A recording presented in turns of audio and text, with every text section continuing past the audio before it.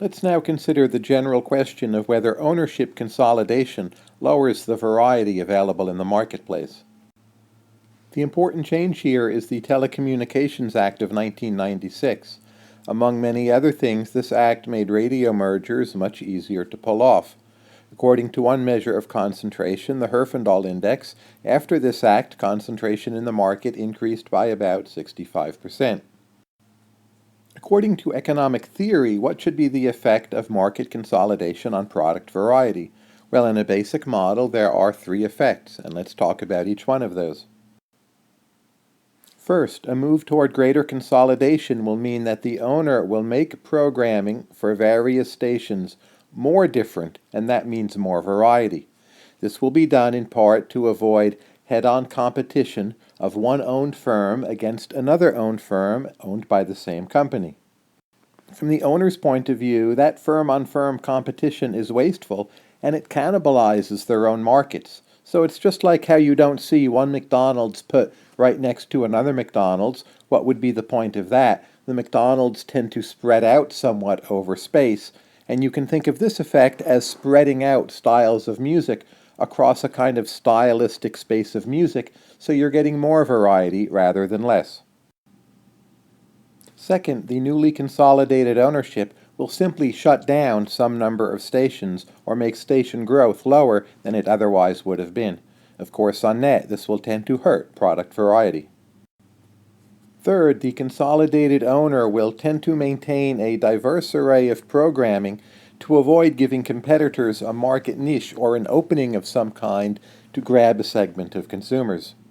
So, for instance, if you own a big chunk of the radio stations in a fairly large market, you'll try to cover all the main styles like rap music, country music, classic rock, and so on, just so there's no space for your competitors to get a foothold and then later grow to compete against you even more. This effect will tend to boost product variety. In sum, we have two effects which boost product variety and one effect which will limit it. So let's take a look at what the data say.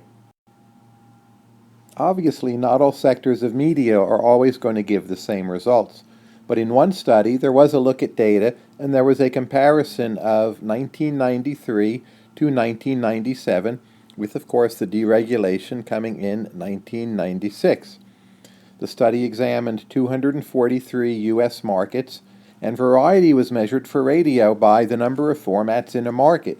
So is there country, is there AOR, that's album-oriented rock, is there alternative, and so on. There's a pretty simple way of measuring how much musical diversity you find in programming.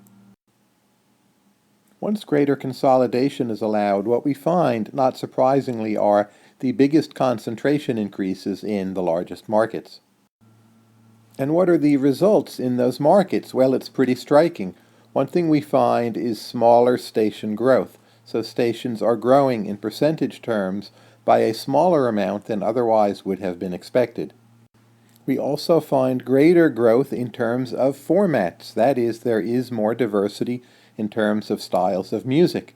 There are more stations playing more different kinds of music, but even for a given station, there is a greater growth in the number of formats per station, so you will have more stations which specialize in playing 2, 3, 4 different kinds of music, depending upon the day or time of day. And it's striking because this is, as we saw, exactly what the model predicts. That is, there is some decline in the rate of growth of new stations, but you have more formats both across stations and within given stations, and that will translate into higher product variety. Of course, this is not all proof that similar results will hold in every area of media.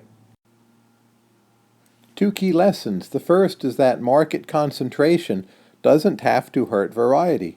We find this in some data, but also it's a general result from theory. This is perhaps counterintuitive, but that's one reason why economic models are useful.